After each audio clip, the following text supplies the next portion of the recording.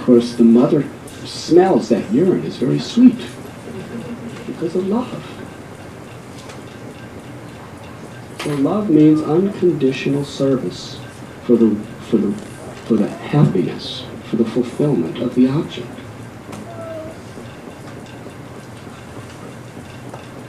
So Krishna explains in Gita, Aham sarvasya prabhavo mata sarvam pravardhate iti mat pavajantima buddha bhava samandita. That I am the source of all spiritual and material worlds. Everything emanates from me. The wise who know this perfectly engage in my devotional service and worship me with all their hearts.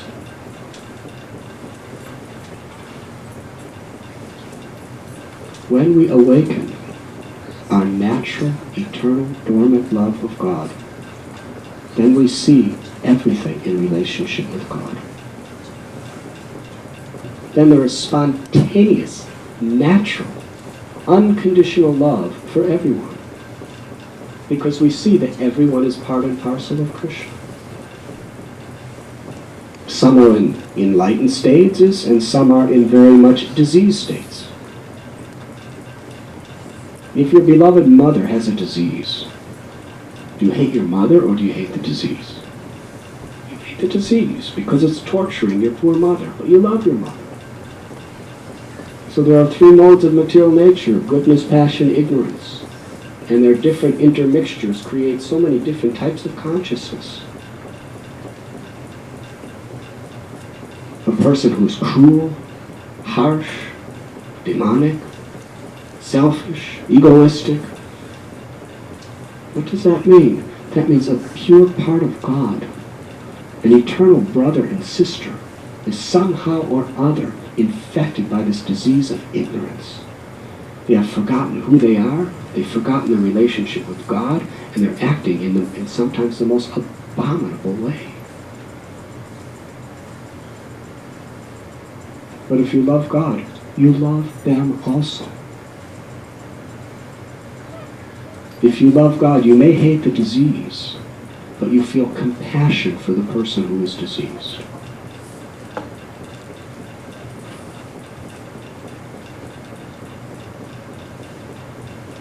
If you love your girlfriend, you don't have that experience with all living beings. But when you love God, the test of your love for God is that you are compassionate, loving well-wisher for all living beings. You see the glory, the beauty, the artistry, and the sweetness of Krishna everywhere you look. And in the cruel and dark things of this world, we see this is due to people turning their back from the light of God. And when you turn your face away from the light of God, what do you see? You see the darkness of a shadow.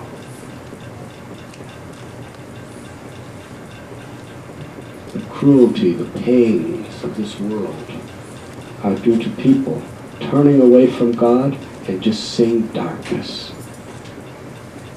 and trying to cast the world in their darkness.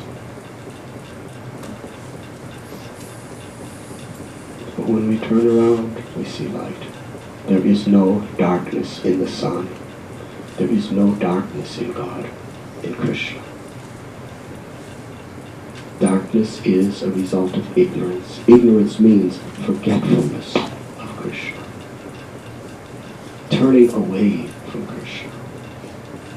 Krishna means God. Krishna means that supreme, all-attractive personality. Ishwara Parama Krishna Satchidananda Vigraha Anadiradir Govinda Sarva Karanakara. Brahma explains that Krishna's body is eternal, full of knowledge and full of bliss. It is the ultimate source of all beauty, sweetness, and pleasure. Krishna is not only all-knowing, but Krishna can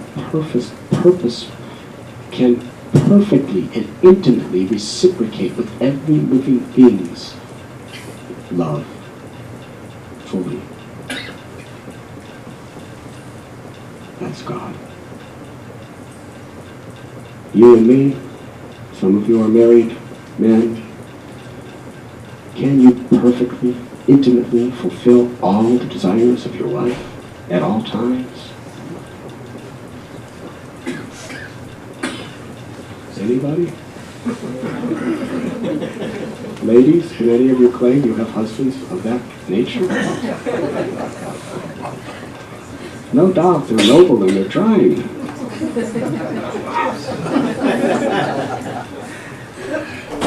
But that's just one wife or one husband. How many unlimited living entities are there in the spiritual world and in the material worlds? Krishna has the capacity to completely fulfill all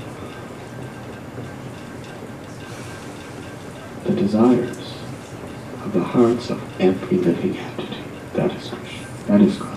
When we say God is great, it doesn't mean that he has big thunderbolts that crashes on your head if you tell a lie. He'll do that too. But that's only a very, very small part of his greatness if he does that. His greatness is unlimited. It cannot be fathomed, cannot be understood by our mortal intelligence.